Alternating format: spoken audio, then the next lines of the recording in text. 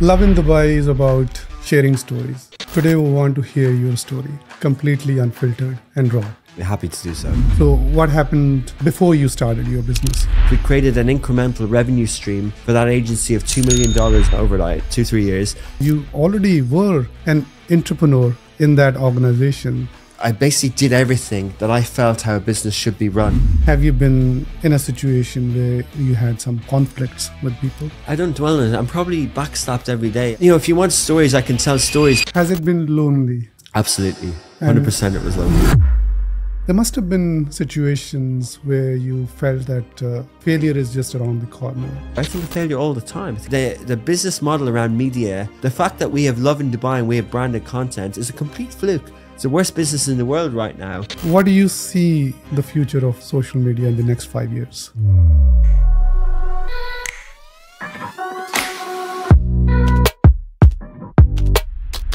I am absolutely thrilled about today's guest. He's the man behind arguably the most beloved and iconic media brand in the UAE, our own Lovin Dubai. If you don't know Lovin Dubai, it's about time that you wake up. My guest is a pioneer in the new media space and has revolutionized the way we consume content in the UAE. He's founded various companies including Augustus Media, Lovin Dubai, and Smashi, with a vision to create a new world order in the space of media. Ladies and gentlemen, he is Richard Fitzgerald. But before we get started, I just want to give you a heads up. What you're about to hear today is completely unfiltered. It might just change the way you think about entrepreneurship. Only continue to watch if you're ready for that change. Thank you so much, Richard, for being with us today. Thank you, Tariq. It's an honor, a pleasure to be on Diver Founder CEO and to meet you in person, see what you've done here within Zone. It's quite impressive. Thank you so much. Lovin Dubai is about sharing stories, I believe. Today we want to hear your story, and that too, completely unfiltered and raw. We're happy to do so. Thank you. I'll start off by just telling you that I have 4 children, and 2 of them are 14 and 18. And it's very amazing to see the kind of mindset shift that they're going through as teenagers and the level of maturity that they're attaining at this stage. They have their dreams. What I want to know today from you is that, what did you think and how were you looking like at the age of 14 or 18? Yeah, no, it's amazing, and it's good to hear of a parent who understands that their teenage boys and kids are going through different phases and ideas. I'm pushing on now to remember every thought that I had in my teenage years. I recently watched the Inside Out 2 movie, Pixar. Just fascinated with how these media companies evolve and continue. But that movie, the second one, is all about a young girl going through the emotions of a teenager, and they add new emotions, characters, animated characters inside her heads, are in a control center. And one of those anxiety. So I did recently try and think of what I was like as a teenager. I definitely had anxiety. I had, willingness and drive to be better. I had to fight for attention within my family. 5 brothers and sisters, 6 siblings in total, all within a year of each other, and we lived in the countryside in Ireland. When Sky Sports came into our house in the early 90s, and when I was sold and told the dream of the Premier League when it started, I got wrapped up into it. I started supporting Blackburn Rovers were up and coming. I was in boarding school. I was trying to understand myself. I was trying to avoid being bullied. I was trying to I was trying to stay out of trouble. I was always getting into trouble. There was definitely some difficult years. Was I a problem child? Did I cause trouble? Was I sort of, unofficially dyslexic and not top of my class and trying to find a way, trying to, I wasn't good at academia. I wasn't picked on the rugby teams, so, and I was also like not getting loads of attention at home, right? Because we have 6 kids with 1 parent. So, I was just trying to find, trying to understand myself and not be labeled too much and things like that. Very interesting. Did you say you were dyslexic? I never disrespect dyslexia, so I haven't I haven't like got a certificate, but I basically can't spell. Like you know, my mind doesn't see letters. I see visuals. Like I don't. Understood. My attention to detail is more discerning on visuals than it is on letters. Yeah. So there has been a bit of a challenge on that front, of course. Yeah. Very interesting to know that. Great story. I think the way you grew up, I can completely relate to that. I come from a very small city in Pakistan, and I draw parallels there, big time. And I can completely understand the kind of life lessons that you can learn from being in a very small place, being amongst bigger family, than a standardized family these days. You had 6 siblings. I had 10, for example. So that's a great parallel. Now, apart from having this challenge of dyslexia, I mean, although not certified, but you've experienced it. What kind of other challenges you went through at that time, around your teenage years?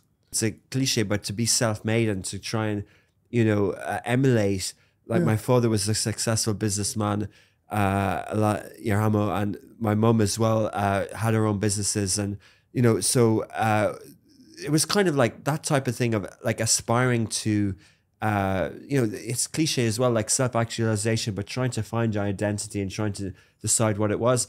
I think that, I didn't really realize that I wouldn't have said we knew we were growing up in an entrepreneurial home. It wasn't like that. Dad had a job, of which was his business, until, he passed in 1990. And then mum was a chef. So mum loved food, but she didn't always work. And in my lifetime, she had 2 or 3 restaurants that she owned and she set up and closed and stuff. So in hindsight, there was that sort of business ethos in the family.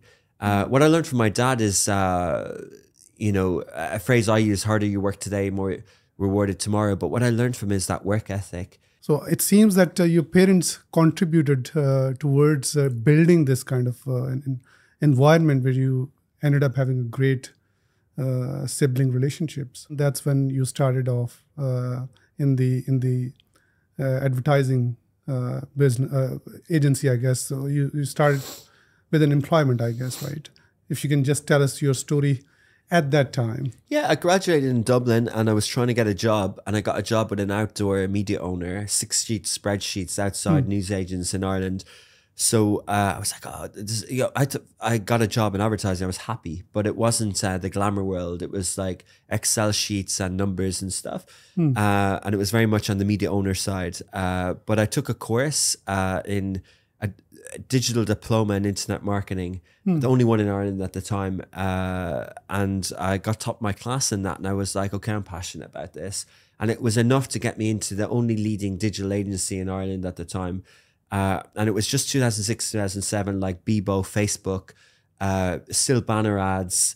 Banner ads were only really starting, but it was full service, Tariq. So I got to work on Coca-Cola, Diageo, Vodafone, Aer Lingus, big airline in Ireland, Jury's, the Doyle Collection hotels, like across sector. I got to do affiliate marketing, widget app development, game development, Coca-Cola, Powerade, Fanta, everything like that, Coke Zero.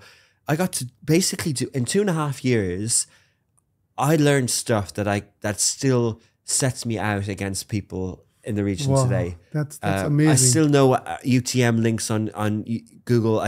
Everything that I learned then, but it wasn't plain sailing. It was I was pretty much bullied by 2 female bosses. Like I had no confidence. I couldn't talk to a client, but I just worked, and I was like, a little bit dyslexic, so slow at doing reports and missing spellings and things. And like the report would come back from my boss with like red marks all over it. And it was like hard work. But I got to do everything. Like when I say everything, I mean like the early days of digital. I mean like the technical side of, this was before we would serve the ads ourselves. Like this was the early days. This was the double click era. This was like even before Google kind of really took power. Like I was doing Coca-Cola social media in 2007 in Ireland before Coca-Cola had a global social media strategy. I know this because when I joined We Are Social in London in 2010, and when I worked on on one client for Coca-Cola, vitamin water, and I would go to Hammersmith to meet their office. Then they were having us calls on the global social guidelines. And I was running Coke City still on Twitter in 2007 in Dublin without charging the clients, running competitions back then. So it was very early, but you know, one of the reasons why I moved to London is because Dublin didn't have that digital ad spend enough to open up separate social media agencies. That happened later, and separate social media departments. That happened later, but back then, you know, it was quite early, and there wasn't enough specialism, and there was no such thing as a social media manager back then. There was no thing as a community manager. That all kind of happened. But digital has been on this sort of journey, which, you know, it's evolving, it's changing, but you know, the same rules apply in many ways. Yeah, two things that I've picked up. One is that you had this desire of learning. That was very, very strong in my view. And the second thing is that you got to work on really high profile projects. Yeah, that started building your profile as a professional, I guess. It's quite lucky in that. Yeah. Absolutely at a very young age, and the kind of passion that you had towards learning, that is quite interesting to know. And I guess you've carried that through and enhanced that over the years. So what happened towards, let's say, 2010, and before you started your business? I met a career coach, and she said, maybe you're not cut out for this industry because you've been clashing with your bosses for the last few years. And I'm like, no, but I love it and I'm good at it. I just haven't found the right environment. So I always think of that with workplace. You know, sometimes when someone is let go or fired, they clash with the company, but actually it can be amicable because the fit isn't right. And it was amicable with my bosses, with my big bosses there. And I was like, I'm not giving up on this. And I had a blog that was quite viral in London at the time called 52 Burrito Dates. So I was getting known in social media. And so I knew I had something to offer. And I did about 30 interviews. And then two people who interviewed me at this big agency in Southwark in London, MEC, they rebranded since to Wavemaker, but they had a lot of clients, they had a lot of media spend, and they had a social media practice department, and they took me in. And in that environment, I thrived. I got promoted for the first time in my life to senior account manager. I got known in the agency. I worked on huge clients leading up to London 2012 Olympics. I got headhunted first by Ogilvy and then by Mindshare in the Middle East in Dubai, a place I hadn't been to be social media director and set up the social media department in 2012 as a 28-year-old turning 29 to take that job and then to fly across their 12 offices in Middle East and North Africa. I then hired 30 trilingual graduates in Beirut. I did social media training for Zain, the biggest telco in the region, in Iraq. In Sudan, I flew into Amman, Jordan. I worked with biggest industrial clients there in Egypt. So for 3 years, even though I was living in Dubai, I kind of wasn't in Dubai. I was on a plane and I was across the region setting up social media clients for Rani Refreshments, for Al Safi Danone, for Nissan Infinity, for HSBC, first agency in the world to set up HSBC on social media. Still the Twitter accounts that are in use today, it took me 2 years of compliance to set them up. HSBC UAE, I set up. You know, a lot of the Instagram accounts in the region today, like I literally did it manually. And we built a social media department. We created an incremental revenue stream for that agency of $2 million overnight, not overnight, 2-3 years. So, but that was happening, and I was, doing that and giving it my all for those years. Yeah. I can see a lot of entrepreneurial spirit in this. I guess you were working towards setting up your business at that point in time because your exposure was such that, you already were an entrepreneur in that organization. Yeah, I definitely would describe it as that. And I don't really believe in side projects and stuff. Like the harder you work today, the more you rewarded tomorrow. I put the effort in, and I did overtime, and I never acquired for it. Like I used to use my own salary to take the team for drinks because I maybe it wasn't smart and disciplined. I wouldn't advise that, but I basically did everything that I felt how a business should be run. Wow. And the only reason I ever left companies is because they didn't match my mission. There's nothing wrong with being an entrepreneur. I still think I'm an employee, but I didn't really have the confidence. I thought I needed to do something new to set up my own real-time social media agency. And it happened that my friend was running Lovin Dublin, and I asked him, what's it like? And he said, basically, we set up we basically signed a 10-year area developer agreement. I see. And, but it wasn't your traditional franchise because the brand wasn't known here. And franchise in media is a bit different. You don't say the size of the straw, and it's not a fast food or whatever. So, but it was an agreement. It was a licensed agreement. And I just took the plunge. I was basically coming back from Beirut in 2015, and I DM'd or wrote an email to the founder of a tech startup in Dubai, an ad tech type AI kind of ad bot company back then. And I said, you need an MD, I'll be your MD. Pitch the board, maybe MD. And I did 8 months MD, set that up. And in the meantime, I got an NOC from him, and I licensed Lovin Dubai, and I hired someone from ITP and someone else, and they were running the day-to-day of Lovin Dubai. And over Christmas in 2015, 2016, New Year's, I was back in Ireland, and I was like, I need to do this full time. So I did it full time by by May 1st, 2016. I went in full time. I let go of the editor, and the page views were about 250,000 a month. And in 18 months, I got it up to 3 million, 2.9 million page views through clickbait. Amazing. And just 14 hours a day of, honestly, absolutely amazing, fully work. You know, I sold my car. I had no money. My bike broke. I was living luckily I had a 2-bed apartment that I was able to get in the years before. And if it wasn't for that, I wouldn't have been able to survive, because any investment that I put in, the equity was going away. And you have to see that my situation is that it was a franchise. I couldn't raise money on the back of a franchise. No one saw the value in it. So any cash that was going in from friends and family, $140,000, was eating away 25% equity. So I was on a road to nowhere until I managed, after 18 months. And publishing is different to services.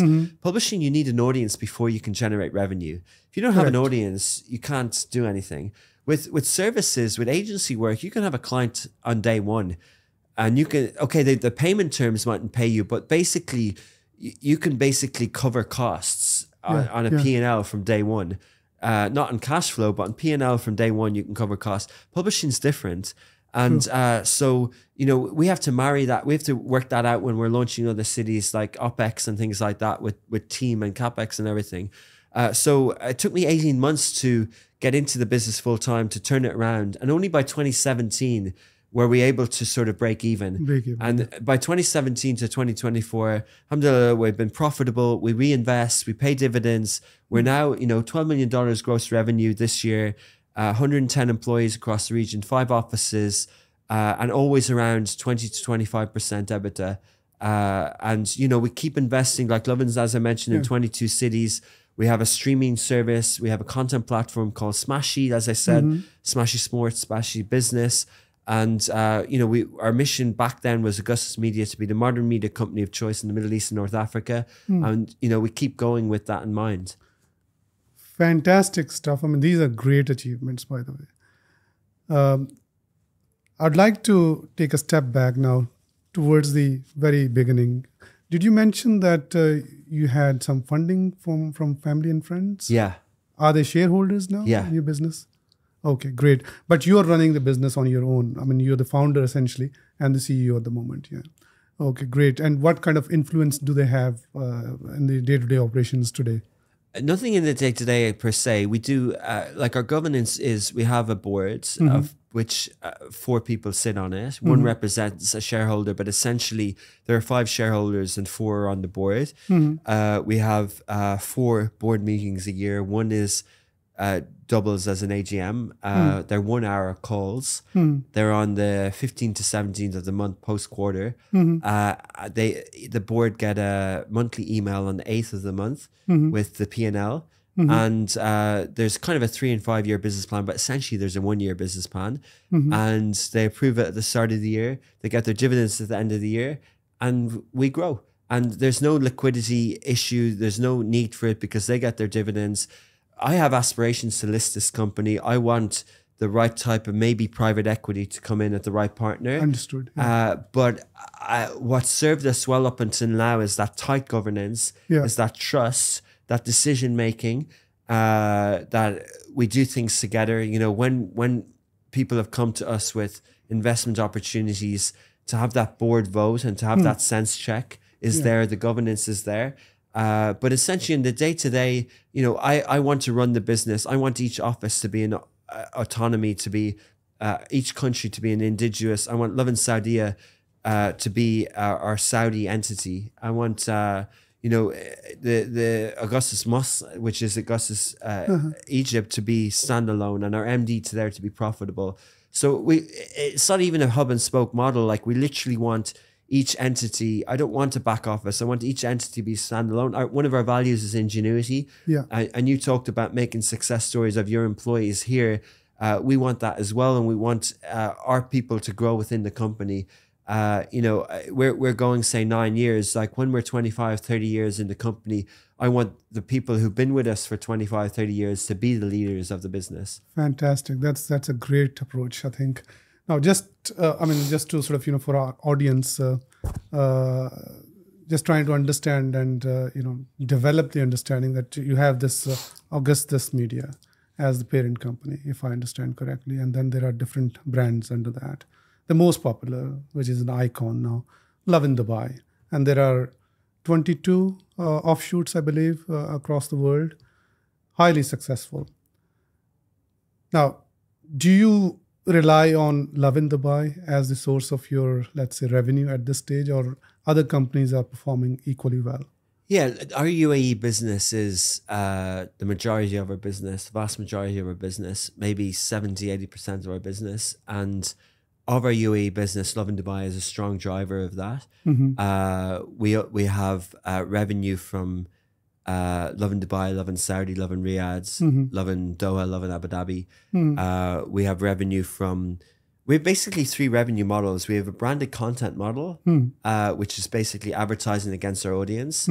And we also have content we do for clients under Odium, our content first digital agency. So our in-house agency, also under Augustus Media. Odium is a Roman term for theater. So it's a content studio, content digital agency. And then the second revenue stream is rev share and audience revenue. We call it audience revenue. So it's digital banners, it's revenue that YouTube and Snapchat give us on the back of these hit shows. We have hit shows on Snapchat and Saudi in Arabic. And then the third revenue stream is anything direct to consumer. So that can be subscription, that can be merchandise, that can be events, although we stick to digital, but anything where a consumer pays a debit card. And Tariq, when we look at those 3 revenue streams, we think of the type of mindset that the customer or the client is in when we're working with them. The first one, it's very much a 9 to 6, a Sunday, Thursday, Monday to Friday. It's marketing world, it's almost B2B. The second one is audience. So it's always on, it's 24/7 publishing, but the clients are never there. In other words, the clients never talk to us, the audience does. So the clients is when Snapchat or Facebook give us money, they're doing this selling with the client. They're giving us a kickback from rev share or banner ads or programmatic. So that's how creators make money. They're publishing, so their community management is on, but they don't need anyone to deal with a client because the platforms just give you the cash, and the platforms don't ask questions. They, in 30 days payment terms, your account gets money, right? But you've managed to have those billion video views or whatever. So that's a separate type of, the kitchen and the content team needs to tell great stories. Not marketing, just audience, just compelling stories. And then the third one is debit card and credit cards, and almost like a restaurant and e-commerce. So that's the individual, and the individual expectation is you need to be there for them 24/7. So how do you do that? Do you have a call center? Do you have a chat bot? And that's the hardest one for a media company because it's a separate business. It's a separate ethos. Yeah. Very inspiring, by the way, very, very inspiring. Now, we've talked about the part where you have created this hugely success story, hugely, huge success story rather. Now, our audience would like to know the dark side as well, the struggles, the not so spoken areas of your business. Talk to us about the struggles that you've gone through, difficulties, the failures, and the lessons that you've learned over the years, ever since you've started off with the Lovin Dubai and Augustus Media.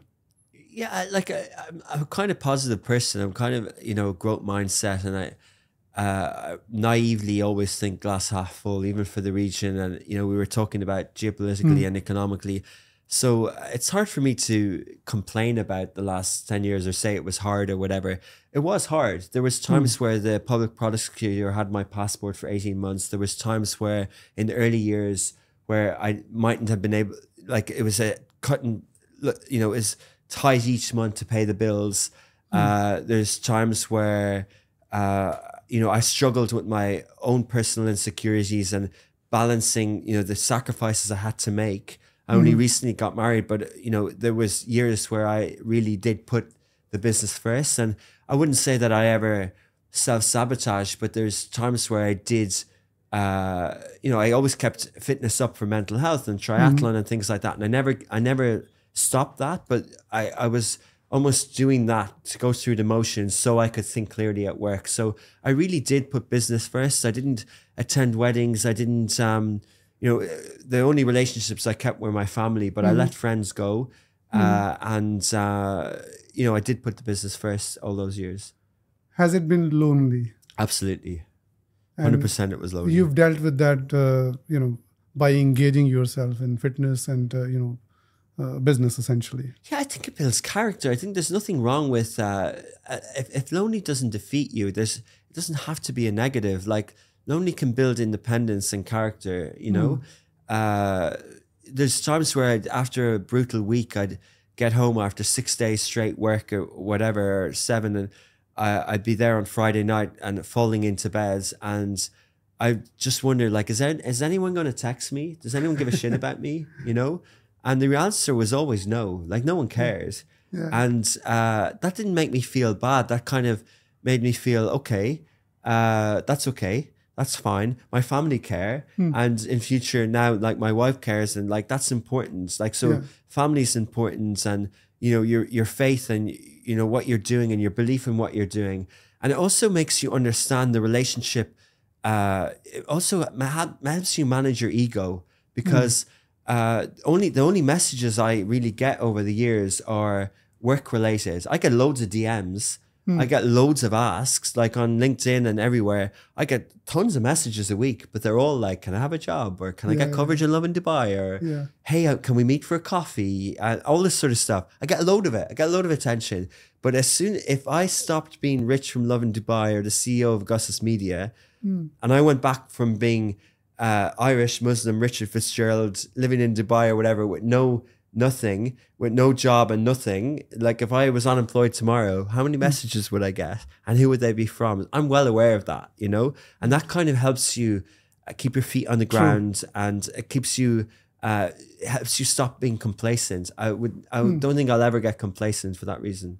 Interesting. Now, definitely, having spoken to you for a while now, you're definitely a very positive person that I can say for sure. You see the glass being half full. There must have been situations where you felt that failure is just around the corner. The business wouldn't fly, and you'll have to probably go back to your job. Tell us about those situations, if you went through those situations at all. How you describe it, that's definitely the first 18 months. Yeah. That was the first 18 months to sort of, did I make a mistake leaving WPP, leaving a big group like Mindshare or Group M? That sort of anxiety at the start, that cushy salary, that was a worry at the start. Once I overcame that, there's that feeling is always there, but it's there in different areas. I had a call yesterday with the team, and I was like, guys, our Saudi business isn't performing in the way that it should be. It's not standalone. If we shut off Dubai's support of it tomorrow, direct or indirect, how long will it last? And I'm not passing the responsibility. I'm just trying to teach and coach future P&L business unit decision makers, and I'm trying to make things standalone. Smashy sports, smashy business. Like, I'm racking my head for the last 4 or 5 years. How do you make streaming economically viable? How do you get rights? How do you get subscription in the region? How do you get video costs, cloud hosting? How do you do this? How the unit economics of content as a manufacturing? If we think of content as manufacturing, think of the effort and time of your time as a qualified lawyer running the size of business that you have with Sultan here on marketing. What's the opportunity cost of this podcast, of Diary of a Founder? Where does it fit? Where does it work? Content is a hungry beast. The digital needs to be fed all the time. So how do we do that? How do you do it across the region? How do we navigate things that we can control, externalities, internal things? How do we navigate everything? Your question was basically like, do I think of failure? I think of failure all the time. I think of failure every day. At the moment I have about 5. I have more failures in my mind than successes. And Lovin Dubai itself is a day away from failure. Media is not a foolproof business model. Don't set up a media business, people. Like, there is the business model around media is a fluke. The fact that we have Lovin Dubai and we have branded content is a complete fluke. I invest in media businesses and I see people with bigger audiences than us who don't make half the money we make. So media is absolutely disastrous business. It's the worst business in the world right now. The influencers can be a good business. Social media platforms can be a good business. But radio, print, TV, or websites, digital websites are disaster. Traffic has fallen through a cliff. Banner ads are no longer viable. Yeah. The money isn't there. The digital businesses, the subscription revenue on business isn't good enough. No digital businesses they're anomalies if they're doing well. So our business is a fluke that we're winning. So I'm a minute away from failure any day. I can completely relate to that. I have a similar mindset, and I think about business the same way. It is the reality. You just need to be on your toes all the time and keep innovating. Keep thinking about the future. I go through a lot of anxiety at times.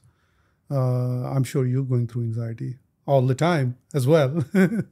How do you come out of it? I mean, if you do come out of anxiety, how do you come out of it? You started your business, Tariq, around the same year as I did, 2014 or 2015. There's definitely more security that you build over the years. I was recruiting recently for a finance person, and we don't always use recruiters, but we did in this case in a sector that I'm not as familiar with. The person who signed an offer with us and ended up staying with the other company did so because the other company realized that person leaving at that time had showed a gap and a vulnerability in that area, right? And I think, the more that when those things happen in your business, when you're caught blindsided, if something moves, you kind of go, uh-oh, where would I be without that? And I think the maturity of a business person and the calmness is to preempt certain situations, but also to act calmly in those situations and to restructure. Like, I was going to answer the last question in terms of failure and energy and things. Like I mentioned, ingenuity is one of our values. The other one is velocity, which is about momentum and energy and effort in certain areas.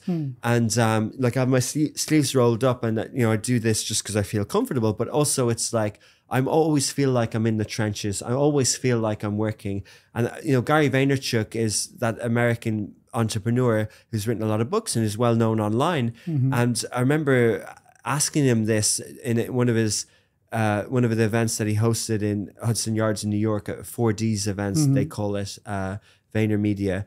And I was kind of like, Gary, you know, I wish I could grow Smashy in the same way I grew Lovin Dubai. Why can't I? Because I can't go all in. And he goes, that's just a framework. That's literally like, move the goalposts. You're the one who set the deadline for yourself on Smashy business, Smashy sports.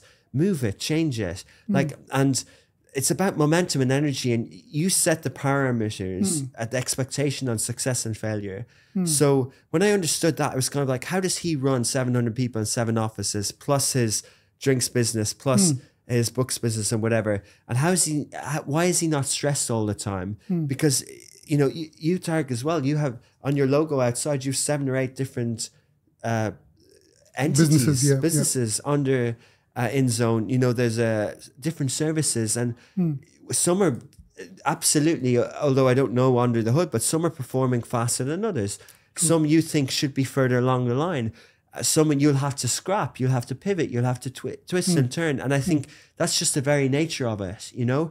But I think that's exciting. Like, I cherish that. Like, you know, I like building. Like, I could, if I want to grow my business to $20, $30 million, one way is to do it through M&A, right? To add someone who's already, you know, I can identify 3 or 4 businesses that have $2 or $3 million under their business now. And I can identify ways to acquire those businesses. Right now, I prefer to build. I think I can get another $1 million or $2 million from our current system, from our 40 people in Egypt, from the access that we have through the government procurement portals in the places that we have licenses that our competitors don't. And I won't reveal all the names of the licensed platforms, but they're there for people to check. But, you know, and I think we can get $1 million out of Qatar faster and more economically viable than buying a business that's already got $1 million on it. So basically, like, it's going to be headache. Sure, it's anxiety. Sure, you know, I talk to my wife, Hamza, and I talk to people, I'm like, you know, that person is letting me down. They're causing me stress today because they're being difficult. They don't have the aptitude to deliver what I need to. If I threw money at the problem, if I hired someone that was ready-made, shiny, grass is always greener, revenue's coming in, it'll be easier. But as soon as I do that, I'm taking shortcuts in my mind.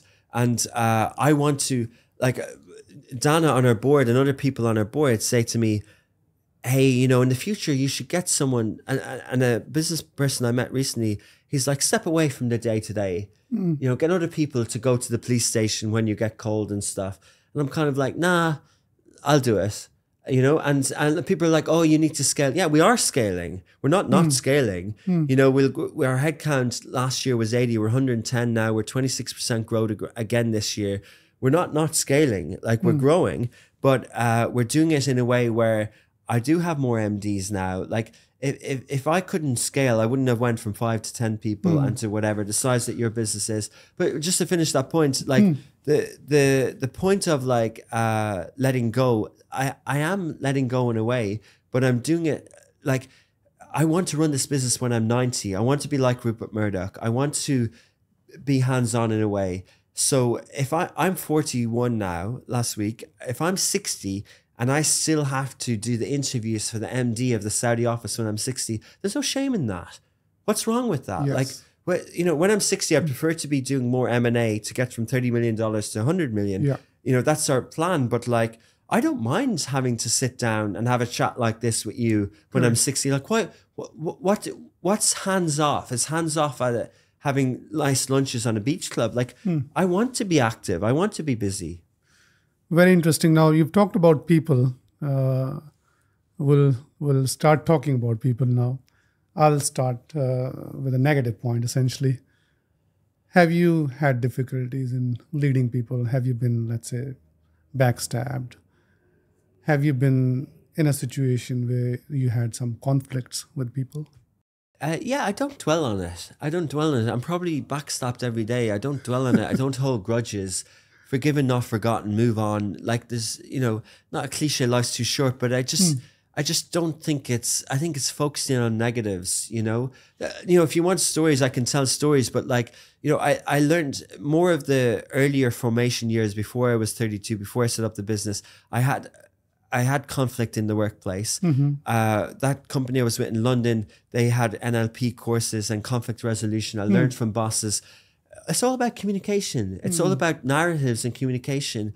Even, you know, when someone's leaving a company, you know, I'm trying to teach my other MDs who are letting go people at the moment that, like, the reason the person's leaving is because the environment, and I alluded to this earlier, isn't right for us and them. Yeah. There doesn't need to be this animosity. Yeah. Like, what we're trying to do is, we tried to work together. It's not working. Yeah. Give them a great severance like Netflix do. And hopefully they find an environment and they try and find their growth mindset and their environment for them, you know? And, you know, backstabbing and stuff. Look, like, the media industry isn't the cleanest industry in the world. And I never say that on podcast. I never really think that. But, like, there's probably, if you wanted to, you could focus on stuff that there's shady people in the industry. Yeah. I don't focus on that. Like, I really don't. I prefer to focus on the good in the industry. I like to see the good in business. Yeah. I like to see the positives. You know, there's times where Lovin Dubai gets attacked all the time. All the time. It's really hard building media in the region. It's really hard getting acceptance, getting approval, getting licenses. You know, the media laws are being rewritten or being written in some countries. Yeah. You know, we have haters. We have lots of haters. We have trolls on Twitter. We have big personalities who would love nothing else for Lovin Dubai to fail. But what I think about that is, why would you stop? Dubai wants to be a media capital of the region, is a media capital of the region. The Mohammed bin Rashid School for Journalism and AUD has talented people coming all the time. The 12,000 square foot studios that we built with our own cash, without any government funding, in Dubai Production City, that trains them, you know, on text, audio and video. We have a VR studio. We have young gems and schools and academies coming into us, 15-year-olds, 12-year-olds, to learn about media. This isn't CNN Academy. This isn't Dubai Media Incorporated. This is Augustus Media. This is something that we're creating jobs and teaching people in a region that didn't have it hundreds of years ago. Yeah. So why would you take away from that? Sure, there are things that are going to trigger people. Sure, there are things in the comment section in any given moment that I can screenshot and circle and put in WhatsApp and go, oh, Shuhada, what's this? You know, like, we can go crazy about stuff. Yeah. You know, like, that we can, or we can kind of be calm and relax and go, do these people mean good? Are we trying to build this? And luckily we found partners when it comes to the crux and the bolts of it, in the senior leadership positions in companies that can see through this and can see that, you know, this region is growing. It is an emerging market. And I think that's great that we do have this calm leadership when it comes to it. Absolutely. I mean, the way you have responded to my question about conflicts shows and speaks volumes about your persona as a leader. I'm not shying away from it. Yeah. I don't not want to talk about conflict. Like, it is real. It's there. It's real, but you look at the positive side. And I tend to do the same. Exactly. Yeah. I mean, because if we drag ourselves into conflicts and if we keep thinking about these events that happen essentially on a daily basis, we cannot grow as leaders. True. Now, leadership. Have you always been a great leader? I think you are at the moment. Have you always been like this? I don't know if I'm a great leader. Like, I genuinely don't. I'm not just trying to be humble and modest. Like, I don't really get feedback from people that I'm a great leader other than on podcasts. But, you know, so I guess I'm still building, and I'm still, like, my work style is a bit dynamic. It's a bit forwards. I can still, you know, I try a lot. Like, I do try. I went through a phase post that sort of coaching that I got through mentors and through the corporate world in my own organization, especially during the pandemic. I did sort of a lot of, I had a coach, a lady called Hamira, who helped me with emotional intelligence. I did homework. I went through 360 appraisals. I did a lot of self-learning, self-work, and I'm always on that journey. So yeah, like, I work on it. I try, but I don't do it for the vanity metric of thinking I'm a good leader or whatever. Like, I literally think about, like, the business. There's the people side of it. But for me, navigating the business is the best visionary leadership I can do. If I can steer things in the direction where our output meets the market at the right time, that has the wider benefits, that will create more opportunities, that will create more career growth for people. I think that's the real thing, and unfortunately, being a visionary is where you get shut down the most. Like, is Elon Musk a great leader? Did he fire all those Twitter employees, ex-employees with empathy? No. But on the whole of it, is he breaking through the boundaries and creating more ambition and stuff? Yes. So, by the way, I'm not on the Elon Musk team of leadership. I prefer, like, people I look up to aren't. I prefer more steady. I prefer more kind of, not 9 to 6, but more like day-to-day leaders, quieter. You spoke about being, I think the word that you said was shy, that Tariq, when you were building your business, and you're only speaking about your business more now. I prefer your approach to leadership and business generally. Like, I think when Warren Buffett was investing in companies, he used to call them managers. He found managers who were like you and I, who were behind the desk every day, less out there. There's a really good book, I forget what it's called, but it looks at, I think it takes top 10 CEOs that we never heard about, and it shows their S&P 500 performance over 20, 30 years. Good to great? Yeah, I think it's That's in good my to favorite great. book, by the way, of all time. the Jim Collins, right? And great to good to great, and then good to great to something else. There's two levels of that, and then it also referenced another book in there that I listened to, an audiobook, but it picks out these people that you never heard about. So I think in an era of personal branding and of me speaking a lot more on podcasts and stuff like that, it goes back to this sort of complacency, ego area of like, sure, I think there's benefit of a founder-led company, and I think there's benefit of personal branding. There's good communication, to be transparent. We talked about it, like in a region that wants more unicorns, wants more tech stories. We need people, we need heroes to emulate. We need people to speak out. We need to learn from each other. But I think that a real good business person is involved day to day.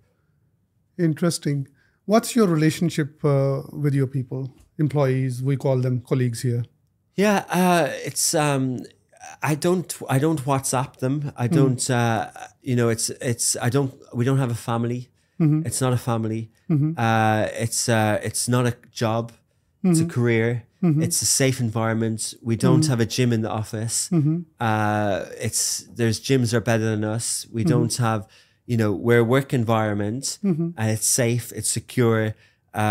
We provide belonging. We try and have an environment culturally. I take responsibility to a degree. I take responsibility in terms of the people we protect and we make them feel safe, but I don't take responsibility beyond that. I don't do things in our company that are against the labor law. I trust the leadership of the countries we're in. And if they decide that certain leaves are certain things, then that's what they believe is the good for their people in their country. And who am I to say otherwise? I don't go above and beyond. I don't try and be a medical practitioner. There are people who are experts in this, but do we want people to seek medical guidance and counsel? And do we do that in that way? Yeah, we treat people as humans. But I believe in the Industrial Revolution. I believe in the office environment. I don't believe in work from home. I believe that you can foster career growth. You can have an environment where you can grow. But also I believe that everyone's different. Like a football team, a left back is different to a midfield captain, a leader, a goal scorer. Everyone has different ambitions, but we still need the person to catch the ball or to cross the ball in or to defend. We still need the team effort. We still need the sub goalkeeper to push the main goalkeeper. We still need that environment. And so it's that, like I walk the office floor every morning, every evening. I have my office upstairs now, but I walk around, I say hi, I tap people on the shoulder. If I basically have that human interaction with people. I believe I sit with the interns, I sit with the people at every level. I push people. I ask them hard questions. I keep them on their toes. Many of the people who report into me, they've always said to me, I've never had a boss who thinks faster than me. I would hate to think I'm a bottleneck. Sometimes that makes people feel that they have to be faster, but I don't ever overstretch. I never WhatsApp them ever. I never expect them to do it the weekend. My management style with my direct reportees, of which there's 9, is they send me a weekly email. That's it. They send me a weekly email on what happened in the previous week, not about the next week. And I never want the weekly email to be about the next week, because that's like making themselves look good at what they're going to do. I don't care. Show me what you did, and red flag anything that I didn't know about. That from good governance is reporting upwards. So I'm making their job easy. I'm teaching them how to report upwards, but I'm also not micromanaging. I'm not touching them for 40 hours. I do not touch what they do for 40 hours unless there's a project that they need me to work on. And ideally, I shouldn't work on a project with them. They should work across offices and across teams. So I get a weekly email, that's it. And I'll reply to them before 9 o'clock on Monday morning. So, yeah. Yeah, basically you hold people accountable for the results, essentially. You're deeply engaged in a way, but you also give them their space for them to perform and grow. How do you ensure learning and development for your immediate reportees?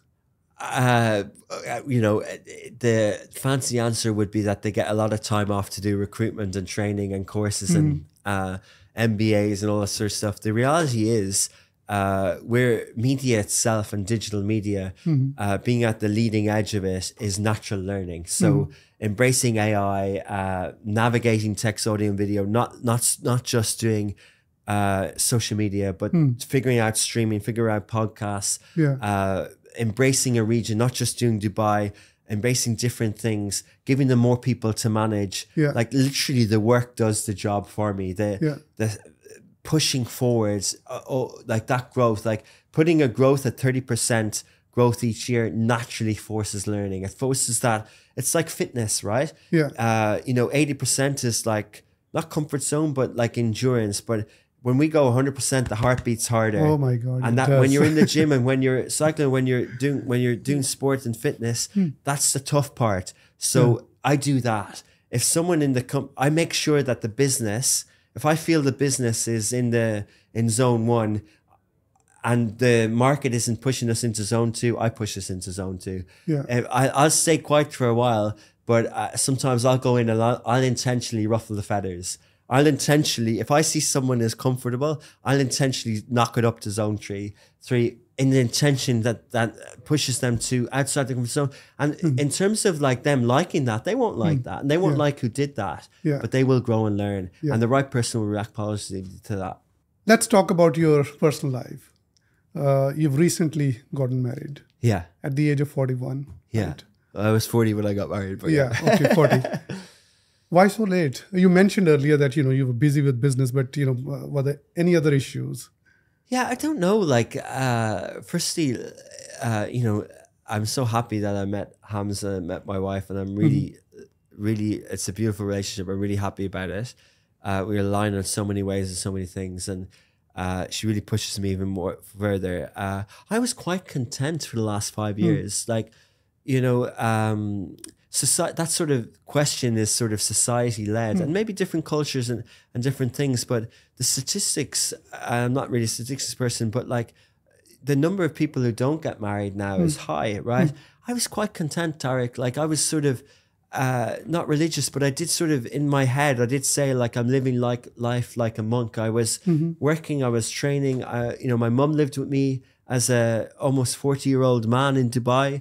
I brought her over from Ireland and she lived with me for most months of the year. I was quite content. Like I didn't, there was years when I was insecure about it, in my early 30s, my late 20s. But in the last 5 years, I was sort of like, it's okay. I don't have any aspiration of legacy. Enough of my brothers and sisters have had grandkids. There's no expectation on me. I don't need to have a kid to hand this over to. I don't really care. There was nothing, I didn't care about Irish friends thinking, is there something wrong with him that he's not married or opposite sex? I didn't care about any of that. I sort of removed myself from that and I was quite content. It's beautiful for me that I found love, and now we really want to start a family together. And then this challenge is like, I was almost too deep into the opposite. I was almost saying that family isn't important in the way that work will be more important to me. But in the space of a year, and in the 3 years that I've known my wife, I've sort of she always sort of said that you can have both and you can do everything, and like you have. And I think like that's sort of, when I meet people like you who have a family and have kids, like I kind of go and still run a business and are still ambitious. Like I really like, that's what I aspire for now. You can do it all, in my view. The way I look at life is that it's like a song, you know. If you play, for example, piano, there are many, many keys, and you play the notes, you have to press all the keys to come up and play a beautiful song. They all have their importance. And if you skip some of the keys, the song is not played well. So I treat life as a song, and children, wife, social life, you know, friendships and what have you, personal fitness, reading, all those hobbies are essentially, you know, the keys on the piano. Yeah. So that's the way I look at it. You know, I think it's a great way of looking at life, and you have started living that in a way after getting married, I believe. Now, religion. I don't tend to talk about religion a lot, but you mentioned that you have converted. You've used a few phrases like or words, Alhamdulillah, Inshallah, which a lot of people use in this region. But of course, you have converted to Islam. Tell us very briefly, how did this happen? So, you know, I've been in the region for about 12 years now, and part of being in the region is understanding the culture and understanding the constitutions, and a lot of it is related to Islam. So, although I only recently did the Shahada and converted, and it's still it's a personal choice, and it's also a personal journey for me, and it's not really linked to business. So I don't necessarily talk about it in that way, and I also don't necessarily want to be a champion for you know, an immigrant or a born and raised Catholic Irish. Now I'm an Irish Muslim. I don't necessarily, you know, need to or want to have that as something, but also I'm not afraid to talk about it. But for me, it was something partially it was easier to do because I was already embracing the region. So it was easier for me to understand. You know, Tariq, when I moved here in 2012, I was so determined to be successful as a social media director.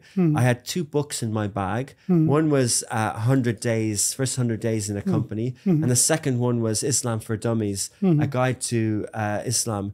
And that was in 2012. So I was already sort of like trying to embrace it. But it's taken time. And it will take another 12 years for me to fully understand it. And, you know, I've been welcomed so well, so nicely. People have, you know, invited me to the mosque with them to pray on Fridays. People have invited me in many different ways.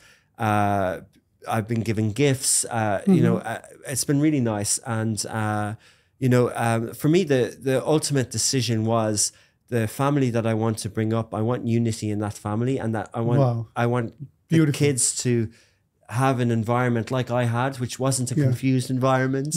And I think in this day and age, particularly in this day and age, I think that's particularly important. Very interesting. Just a couple of final questions and then we will conclude. What do you see the future of social media in the next 5 years? Yeah, I think, you know, the term social media, Web 2.0 is a term coined in 2004. I think it's evolving, but I think the train tracks are laid. I think the foundations are there. We're headstrong into mobile. We're headstrong into influencers economy. It doesn't mean they're both going to be there forever, but I think there's life in them yet. I wouldn't say we're necessarily moving fast into Web3 or Vision Pro and augmented, but I think digital consumption and habits are ever going to increase. Watch the kids. Ask your 14-year-old and your 18-year-old rather than me. But you know, I think, you know, media moves really fast on some level. I think it moves very slow on other levels. You know, I do think that the business that we've built, the text, audio, and video, this sort of digital media business, we say we're a modern media company, new media company. I do think it's a future-proofed 21st century business. I don't think if we were a social media company, I think it's not future-proof. I think being for this mobile phone and headsets, I think we are future-proof. I think the fact that we have a VR studio and that we want to, you know, I've told my tech team in Egypt, I said Perplexity, the AI app, and the future of news, that sort of prompt search audio, is the future of news. I think that aggregated ChatGPT to give me my news to me rather than curated in a feed is the future of news. And I think the new apps are going to be the Vision Pro head apps. That's sort of getting the new Lovin Dubai app, the app that we have at the moment, getting that into that headset, that what Zuckerberg is doing, that sort of curated news. When I'm walking down in Business Bay in the morning with my coffee, there's a Costa on the left of your building. When I'm walking there, that Lovin Dubai feeds about the news in the morning, that's going to be there. Yeah. That's the Instagram of 10 years time. Exactly. Talking about future, the final question, what is the end game for Augustus Media and Lovin Dubai? I want to list the company. I want to list Augustus Media on the Tadawul in Saudi Arabia. I want to be a CEO of a listed company. I would love to be an Irish immigrant who learns Arabic, who lists a company in the Saudi stock market. Like, I think it's a huge honor and a privilege to build a company, but not only for the sake of building it and listing it, to run it profitably and viable over time. I've actually, like, another thing Warren Buffett used to say is, like, sometimes you have to pick a lane that's rising. And I hope I'm right. I hope that the region does emerge. We talked about Pakistan and Egypt, and at the moment, those countries, for mainly to do with financial reasons, and I do think they're economic factors more than geopolitical and are political. And but the Gulf is on the rise. I love hearing naysayers about the Gulf. The modern cities of the Gulf really are the new Baghdads and the new Alexandrias of the history. They're the new cities. So, and we're in the right place at the right time. So it's just a journey, Tariq. It's a journey of enjoying it. It's embracing it. Like, I'm content. I don't need to be, there was a theory of happiness that, to have little daily goals that we can achieve, to have bigger monthly goals, or like Ironman, or things that are really, really hard to achieve, but we will get there, and to things that we're never going to achieve, just to keep us kind of dreaming, is it that feeling of dreaming is in itself happiness. That feeling of, like, I'm okay with not achieving what I just mentioned, because it's kind of like nice to be able to dream of something, So, but yeah, look, like, I'm also like realistic and pragmatic. I read a story in the news that it was on Love in Cairo yesterday as well, that 3 movie producers and directors passed away in a car accident in Egypt yesterday. Like, life can be taken away from us at a certain immediately, and I wouldn't, again, going back to this sort of ego and legacy thing, like, I don't want to, like, I'm talking about myself and on this podcast, but I don't want to, I'm blessed to have my mom, I'm blessed to have my siblings, I'm blessed to have my wife, and I think alhamdulillah, everything's good right now. So what I take away, absolutely, what I take away from this answer is the journey.